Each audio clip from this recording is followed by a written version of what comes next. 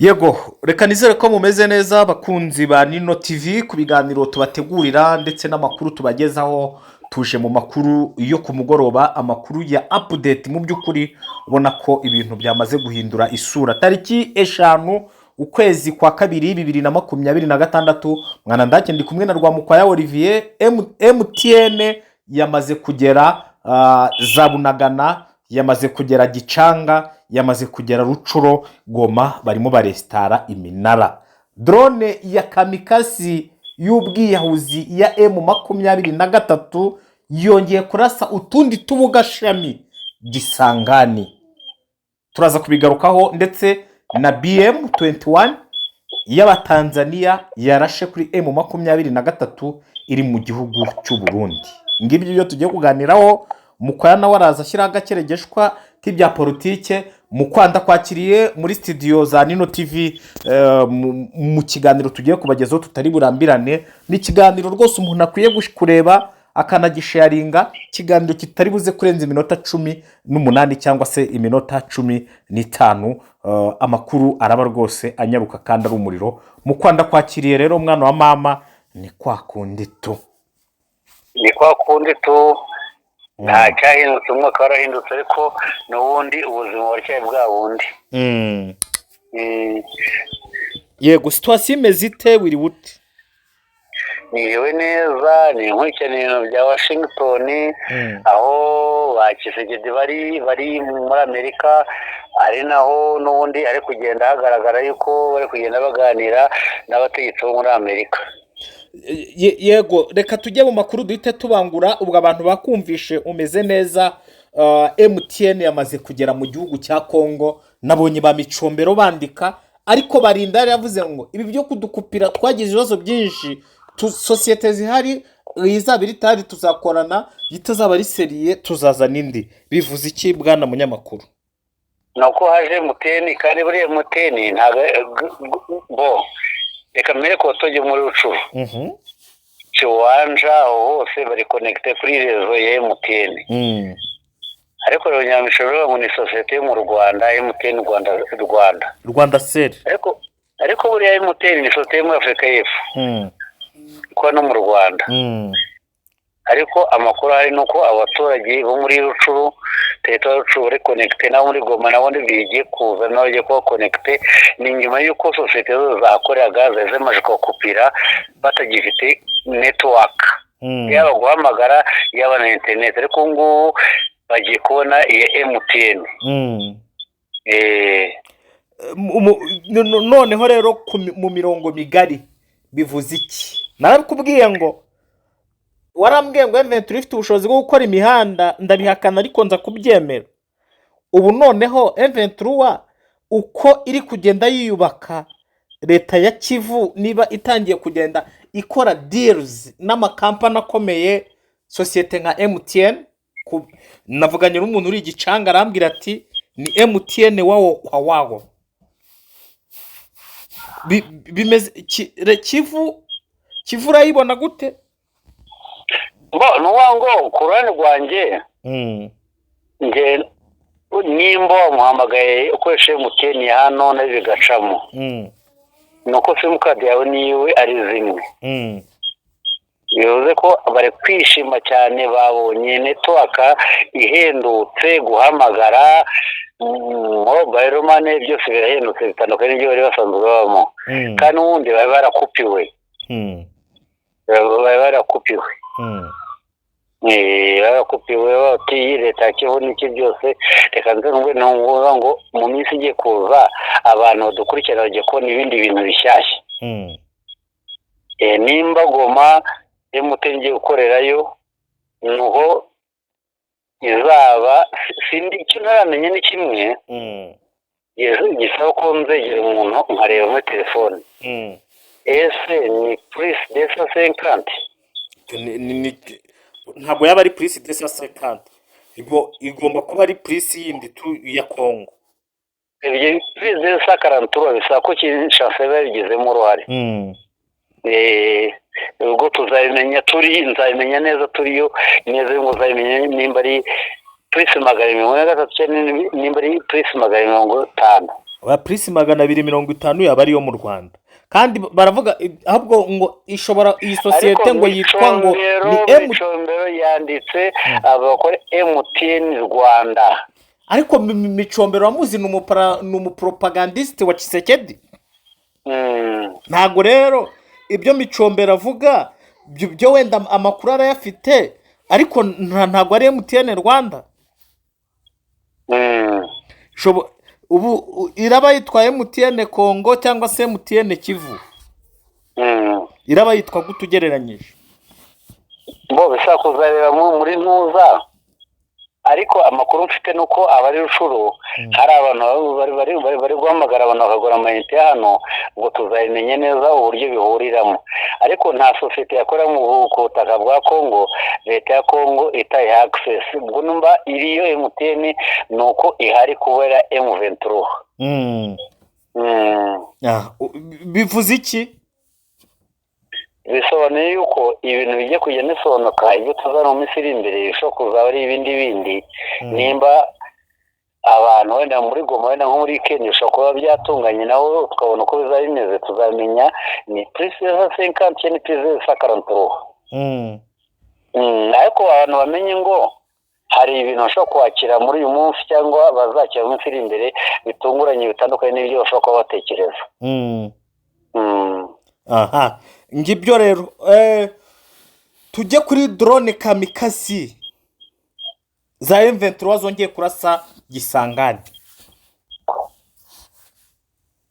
Hari message yatanzwe ya M23 ivuga ngo aho duhagaze ubu ngubu ntabwo tugiye kuraswa, ahubwo aho bituruka niho turasa. Bigaragara ko bashobora kuba bafite amakuru ko ari dore nziye guhaguruka bakaziyasiraho zagomba guturuka. Byaje binakutunguranye bigomba n'itangazo rya Kisangani cyangwa rya Tetore Chopo bamagana ibitero bya M23 byibasiriye ikigo cy'indege cya Kisangani Bangkok, kandi uyu munsi bongeye baraswaho. Nabonye bashatse kubiminimiza bavuga ngo bazasemukire nk'uko bivuze mbere. Oya, barashwe papa yake. Oya bro, barashwe kuko umujama yambwiye ati mwana nda ibyo mwabonye Gisangani noneho ntago biri kuri urwo rwego. Hangiritse, kandi no kuvuga ngo bongeye kurasa Bangkok ariko banarasa n'utundi tuvuga ngo turi mu nkengero ya Gisangani. Uko bivuga niko kuri nanyemo ko nabonye, ariko barashwe bifatika urumva, kandi barimo bamagana igitero cya mbere bararaswaho, kandi message y'umuheto ngo twebwe ntago drone zongeye kuza kurasa muri Warikare, zize kurasa Rucuru, zize kurasa Masisi dukane amaso, ahubwo tuzaye tuzisanga aho zituruka. Remba niba barashe nuko ngo zazimo zitegura kongera kuza kurasa, bongeye bazisenyera aho baziteranyiriza zitaraza kurasa.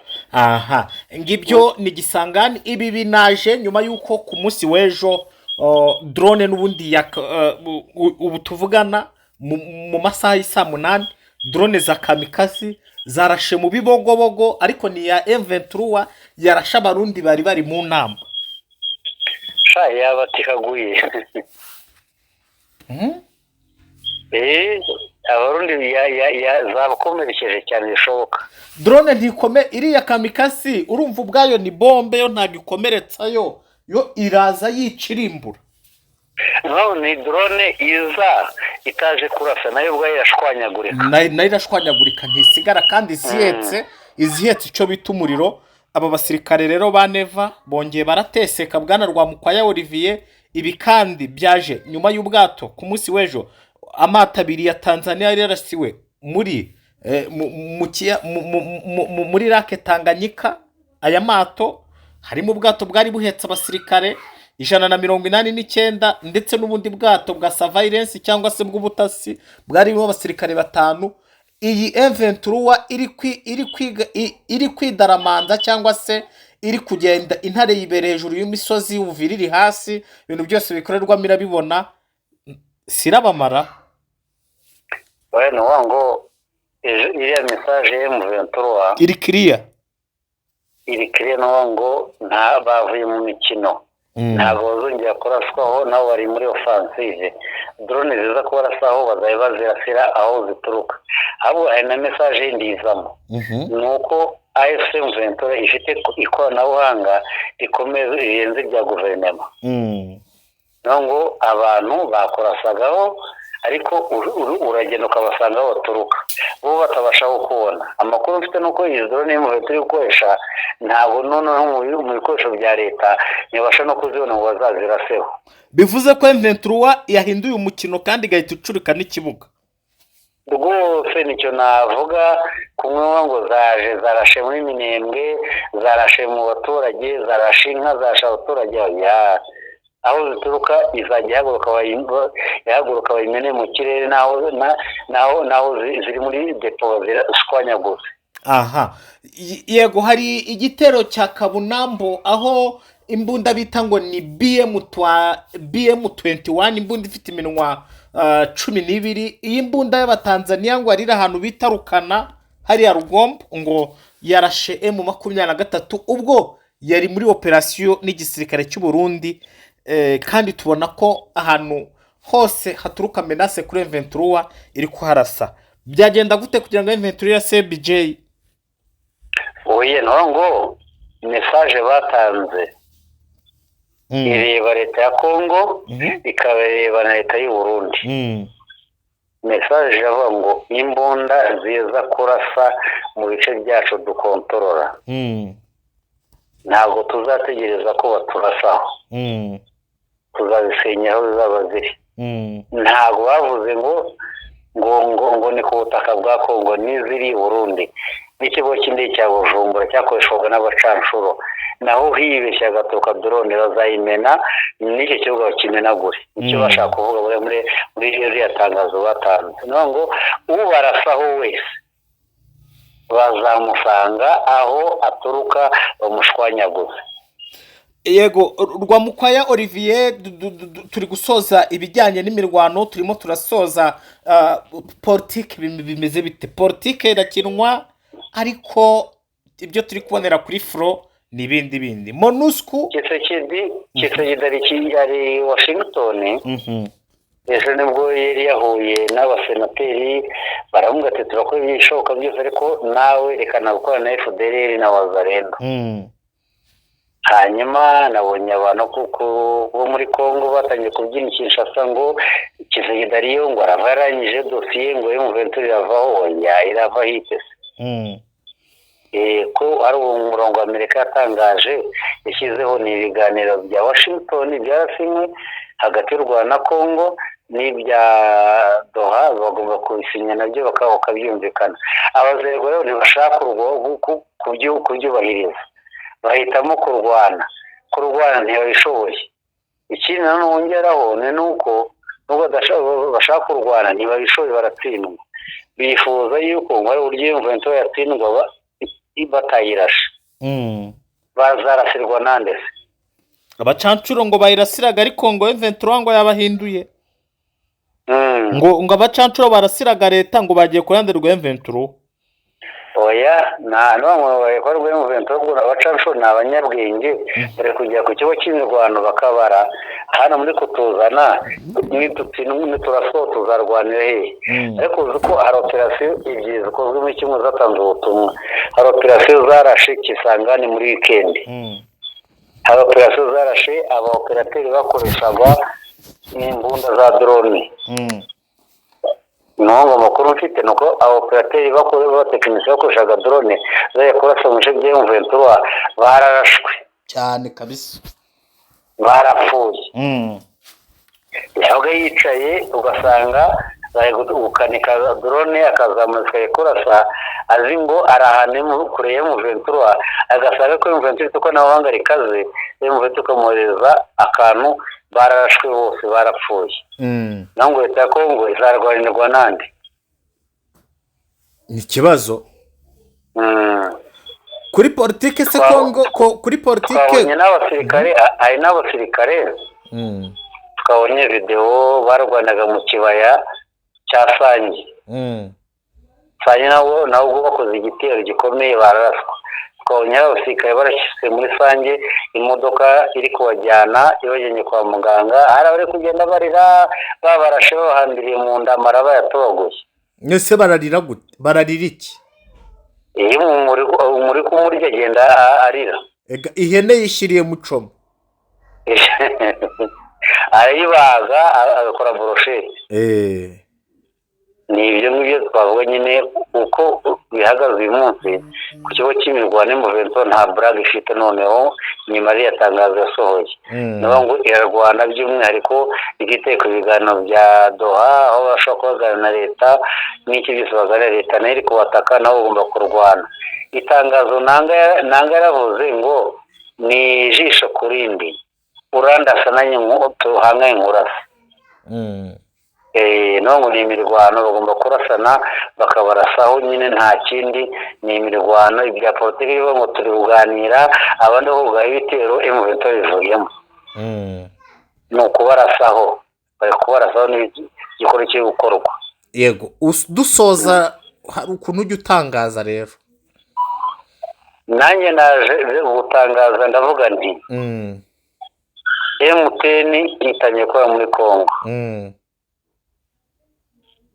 Hari amakuru nakuye ku ruhande yuko mu kwezi kwa gatatu tuzahabwa tariki 24 z'ukwezi kwa gatatu tuzahabwa amakuru mashyashya yo muri Kongo.